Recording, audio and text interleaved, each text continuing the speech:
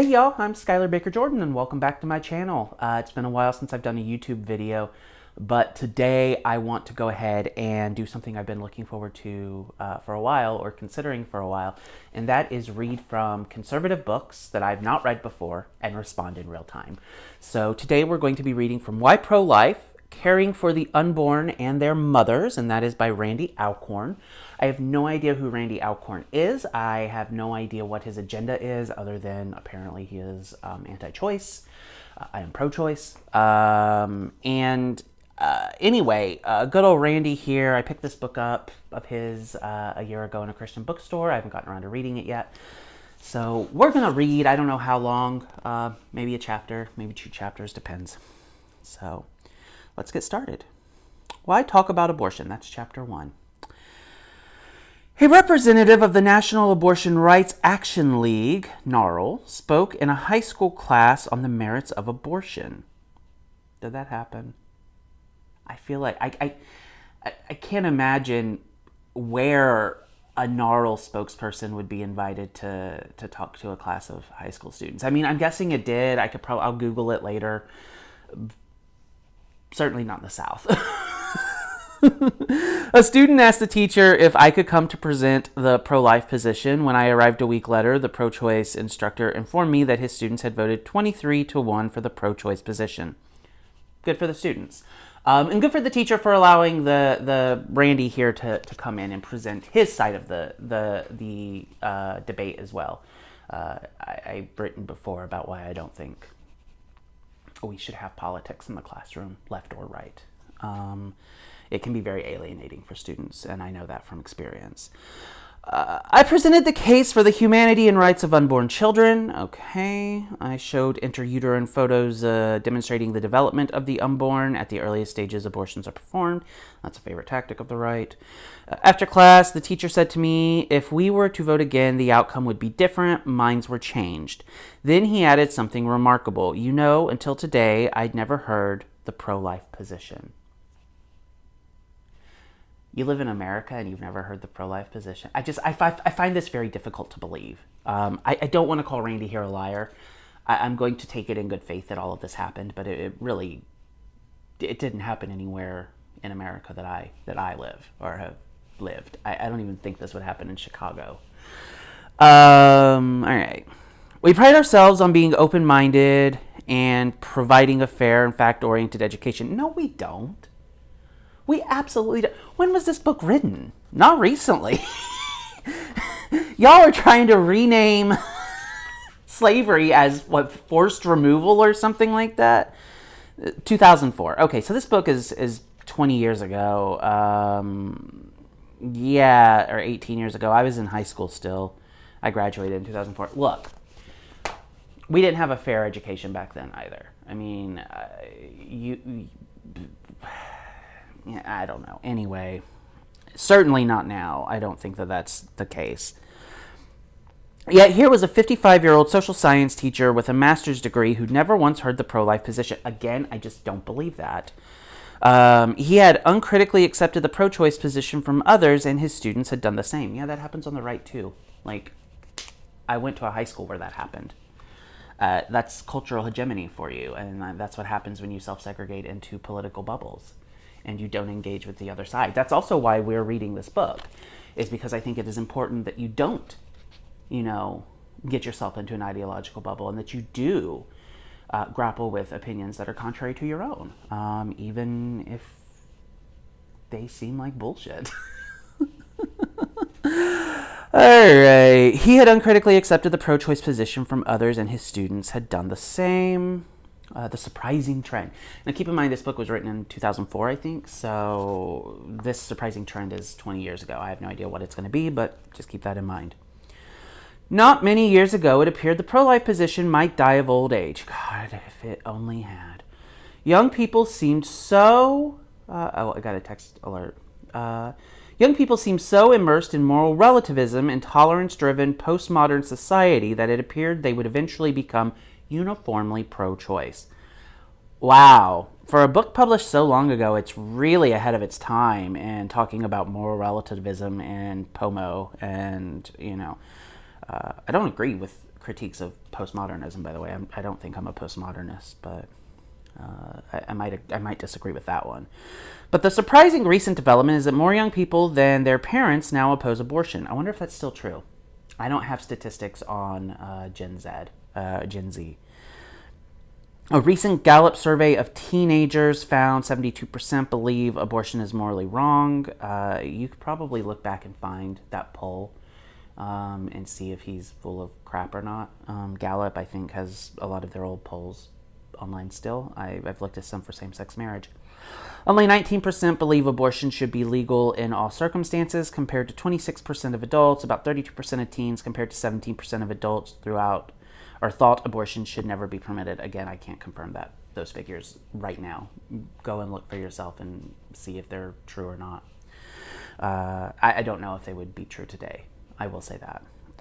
This was confirmed by a subsequent national poll and evidenced by large numbers of teenagers participating in the National March for Life. Yeah, teenagers will do anything for a free trip. I marched in a Republican governor's inauguration parade just so I could go to Frankfurt for the day. Never voted Republican in my life. Contemporary websites reach out to young women, encouraging them to choose life. I mean, that's true. Many young people are refusing to accept their culture's defense of abortion. Probably true. I don't know. Now there is no cultural defense of abortion. There's just conservatives cudgeling us all with the Constitution. And why pro-life? I'll present factual and compassionate reasons that explain and validate this movement away from the pro-choice and pro-life perspective. Or to a pro-life perspective, the defining issue of our age. They do love to present it as the defining issue of our age. I saw conservatives after the Supreme Court ruled in Dobbs saying that the pro-life movement could take its place alongside the abolitionists and the suffragists and the civil rights movement, and I just think that's a very offensive and laughable position, but go off, I guess. Abortion is America's most frequently performed surgery on women. I don't know if that's true or not, but that's interesting if it is. 1 out of 4 children conceived is surgically aborted, with an unknown but growing number of chemical abortions. Again, I don't know if these statistics are true or not. And it's really hard to tell because a lot of times these right-wing writers will misrepresent facts and statistics to suit their agenda. Look for yourself. Search for yourself and see if these figures are true. I don't know off the top of my head, so I can't say one way or the other. 1 out of 4 children conceived. A growing number of chemical abortions. I suppose that would be like the abortion pill. Since 50% of pregnancies are unplanned, this means half of unplanned pregnancies are terminated by abortion. Okay, again, check your statistics. There are about 1.37 million reported abortions in the United States every year. In the U.S., 43% of women of childbearing age have had or will have abortions. Virtually every family at some level has been touched by abortion. Yeah, I mean, I would say that's probably true. I think that most, maybe not, I don't know if I'd say most, but certainly a lot of families have been touched by abortion. Families you wouldn't think of, you know. My own family has been touched by abortion. That's all I'll say. I won't say who or when, but certainly I think that's probably true. The stakes of this issue are extraordinarily high. If the pro-choice position is correct, it is. The freedom to choose abortion is a basic civil right. It should be. It is not anymore, but it should be. If the pro-life position is correct, it's not. The 3,753 abortions occurring every day in America are human casualties, more than all the lives lost in the September 11th, 2001 destruction of the World Trade Center. I would argue they are not human lives. I would also argue that that is a distraction from the bodily autonomy argument, which I think is the central argument for pro-choicers. Getting into when life starts that's too philosophical. You can't materially decide that, I don't think. And I'm very interested in material reality, not philosophical debates. Let's see. Abortion is the ultimate hot-button issue. The very word raises powerful emotions. Among issues people feel strongly about, abortion ranks number 1. Above anti-Semitism, alcohol abuse, homelessness, the death penalty, pornography, and flag burn. And why do you think that is? Why do you think that is, Randy Alcorn? I'll tell you why. It's because your side, the right, has decided to make this the culture war that defined the last 50 years of American politics. You found a way to go ahead and to politicize women's choices, women's bodies, and women's bodily autonomy in a way that you could use as a wedge issue to get yourself elected and to, over the course of half a century, really hijack our democracy. You used the issue of abortion, and you also used gay marriage in the past. It doesn't work now because 70% of Americans approve of gay marriage. But I remember 2004. I remember how you guys, the conservatives, put constitutional amendments on the ballot in several states. Kentucky was one of them. I campaigned against that one. To turn out evangelical voters. And it worked. George Bush sailed to re-election. And you all have used abortion similarly. So if abortion became a controversial issue in our society, it's because you all made it one. All right? If abortion became that highly emotive, divisive issue, it's because you all couldn't accept that women have a right to decide what happens to their own bodies. And that's really unfortunate, because if you don't have a right to bodily autonomy, I don't know what other rights you do have. A recent Gallup poll indicated 26% of Americans say they are very strongly pro-choice. That's me, I'm one of them. While 29% say they are very strongly pro-life. Boo. Taken together, that means 55% of Americans hold a very strong view on abortion, and they are almost evenly split in their beliefs. Again, check the polling, check the numbers. This book is very old. Since the other 45% aren't firm in their opinions, and since many who once felt very strongly have changed their beliefs, likely more than half of Americans can still be influenced in their thinking about abortion. I mean, okay. I suppose that goes the other way too, you know? If roughly half of Americans can be, you know, persuaded in their thinking on abortion, the left should set about persuading people as well. And I think that's something that we really, really need to do. We did it with gay marriage, and it was a very, very long and arduous journey, but we shifted public opinion on that. We could shift public opinion on abortion. We just have to make it, you know, we have to put it in perspective, and we haven't. I think for too long, people have been really hesitant to, one, admit that they've had an abortion, and two, the left has not really shown the visceral imagery of women dying. And perhaps that's because we haven't needed to. Over the last 50 years, abortion has been legal, and so women could have safe abortions. That is not going to be the case now. And I think that the right should be forced to reckon with the images of the women it killed with this decision. A Christian perspective. Should we skip this part? No, I don't think we can. I think we have to understand it. Some Christian readers may think, quote, "This book isn't for us. It's unchurched people who are having abortions." In fact, 43% of women obtaining abortions identify themselves as Protestant, and 27% identify themselves as Catholic. That's interesting, if that's true. So 2/3 of America's abortions are obtained by those with a Christian affiliation. That makes sense, though. America is a Christian nation in terms of having more Christians than any other religion. But a lot of the people who identify themselves as Christian are really doing it in a cultural sense. They're not doing it in an ecumenical or sort of pious sense, you know. In the same way that I think, you know, Britain, you could say, is a culturally Christian nation, you know, Christmas and Easter and all of that. But, you know, most of Britain isn't Christian. 18% of all U.S. abortions are performed on women who identify themselves as born again or evangelical Christians. That tracks with some of what abortion providers have been saying about the protesters who, you know, will go out and they'll protest outside of abortion clinics, and then they'll come in to have their services, and then the next day they're right back on the picket line outside, you know, protesting the abortion services that they just accessed. A lot of Christians are hypocrites. That's very true. There's nearly 250,000 abortions each year in Bible-believing churches. Okay, the abortion issue isn't about the church needing to speak to the world. It's about the church needing to speak to itself first and then to the world. Though I'm a Christian, I don't make any arguments from the Bible in this book. I've done that elsewhere. The case I present grounded in medical science and reliable psychological studies. These sources should be as credible to any truth-respecting agnostic as they are to Christians. Indeed, many non-Christians oppose abortion. No, that's true. I'm a strong believer in women's rights. No, you're not. That's a lie. I have the deepest respect for my wife and my daughters. Clearly, you do not. You do not believe they are entitled to choose what happens with their own bodies, whom we raise to respect themselves and to be grateful God made them female. I mean, okay. I don't know what to say to that. Like,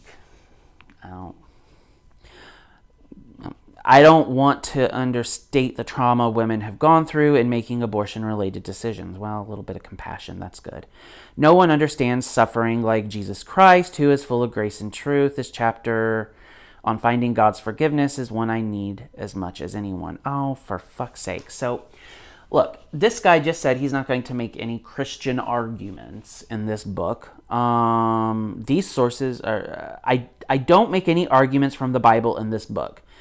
Then he goes on to say, the chapter on finding God's forgiveness. So clearly, I mean, this is a very Christian book, right? Like, you're kind of gaslighting us here a little. Oh, I didn't appeal to the Bible, but you're a sinner who needs God's forgiveness. I don't appreciate that. You know, just level with me.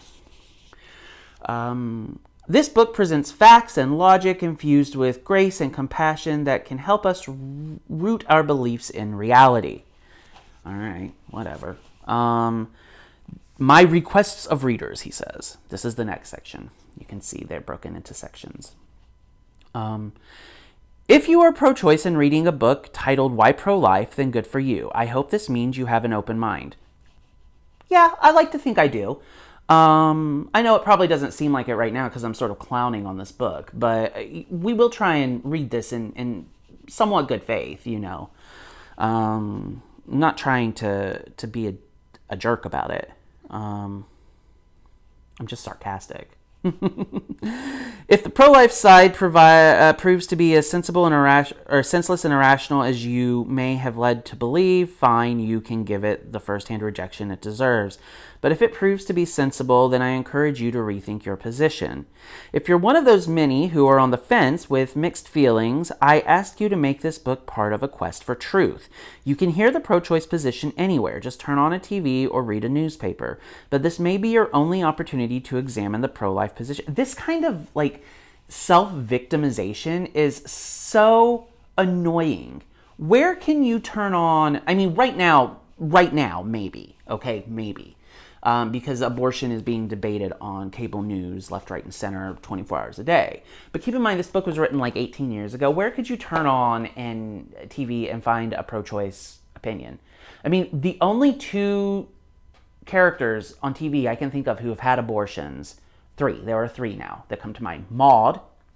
The first was Erica Kane from All My Children back in 1973. She's the first to have a legal abortion on TV. Then there was Maude, and Carrie Bradshaw admitted to having an abortion. I can't think of any other. I'm sure they're out there, but the point is that pro-choice propaganda was not as widespread in 2004 as this guy is making it out to be, and it has not been that widespread over the last 18 years either. That's just a lie. That's just wrong. All right. This may be your only position. If you are pro-life, I ask you to think through your position. It isn't good enough to say, I know I'm right, but I'm not sure why. No, that's true. That's very true. And that's true of anything. It's not enough just to say, I'm right because it feels right, or I'm right because I want it to be right. You know, you need to think through your positions. And that's part of why we're doing this. We should base our beliefs on the evidence. That is true. Unfortunately, conservatives don't like evidence. They play with alternative facts. If we're wrong on any point, by all means, let's revise our position. If we're right, we need to learn how to intelligently and graciously inform others.